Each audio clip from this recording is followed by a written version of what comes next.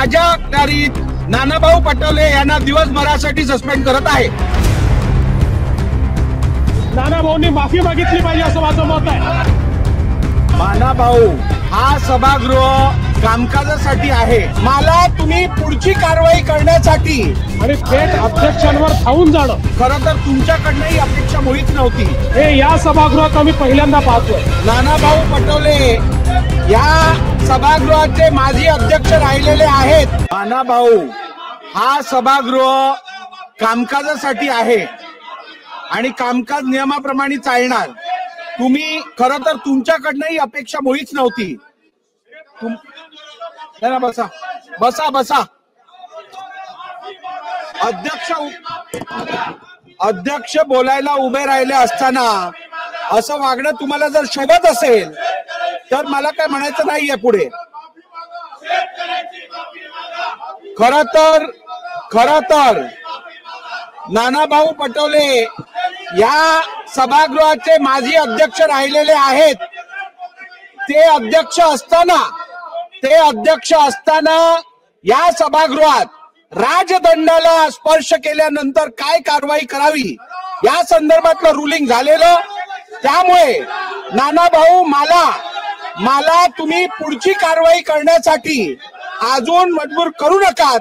आपण जागेवर बसा अथवा सभागृहाचं नियमित कामकाज चालू ठेवण्यासाठी मला पुढची कारवाई करायला लागेल। आपण जागेवर बसा। अध्यक्ष महोदय, एखाद्या विषयावर भावना व्यक्त करणं वेगळी गोष्ट आहे आणि थेट अध्यक्षांवर धावून जाणं हे अशोभनीय आहे। अशा प्रकारे अध्यक्षांवर जणू काही अध्यक्षच दोषी आहेत अशा पद्धतीनं अध्यक्षांवर धावून जाणं हे या सभागृहात आम्ही पहिल्यांदा पाहतोय। लोक वर गेले नाही तसं नाहीये, पण ही पद्धत कुठली आहे की अध्यक्षांच्या अंगावर धावून जायचं? ही पद्धत योग्य नाही, अतिशय अयोग्य पद्धत आहे। अध्यक्ष महोदय, नानाभाऊ हे स्वतः अध्यक्ष राहिले आहेत। अध्यक्ष राहिलेल्या व्यक्तीने अशा प्रकारे अध्यक्षाच्या अंगावर धावून जाणं हे योग्य नाहीये। नानाभाऊंनी माफी मागितली पाहिजे असं माझं मत आहे।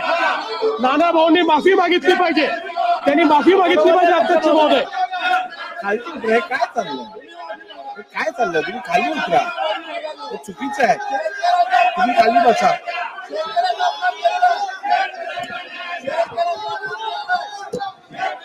सभागृहाचं कामकाज नियमित चालण्यासाठी मी विधानसभेचा अध्यक्ष म्हणून माझ्या अखत्यारीत नानाभाऊ पटोले यांना दिवसभरासाठी सस्पेंड करत आहे।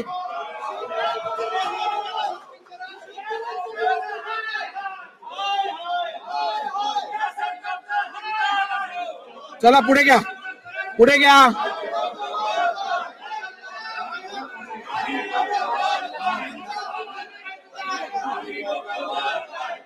चला पुढे घ्या। तुपे साहेब बोला।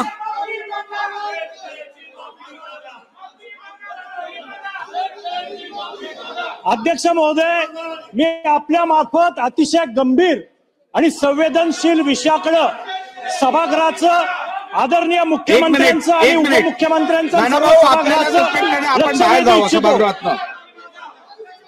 चला बसा। नानाभाऊ, हे योग्य नाही। चला तुपे साहेब बोला। अध्यक्ष महोदय, गुरु शिष्याच्या नात्याला काळिमा फासला जाईल असं कृत्य या महाराष्ट्रामध्ये घडलंय। गुरु आणि शिष्याच्या नात्यावरचा विश्वास संपून जाईल अशा प्रकारचं कृत्य बीड मध्ये घडलेलं आहे। आणि या बीड मधलं कृत्य घडत असताना अध्यक्ष महोदय, याच्यामध्ये जे दोन आरोपी आहेत त्यापैकी श्री पवार आणि खटावकर या दोघांना अटकही झालेली आहे। दोघांच्या विरोधात पॉस्कोचा गुन्हा सुद्धा नोंदला गेलेला आहे। परंतु या प्रकरणाची सखोल चौकशी व्हावी, महाराष्ट्राच्या मनामध्ये संभ्रम आहे। महाराष्ट्राच्या मनामध्ये मोठा संभ्रम आहे। थांबत जातात, बाहेर चालले, बोला बोला. झालं बाहेर गेले. अध्यक्ष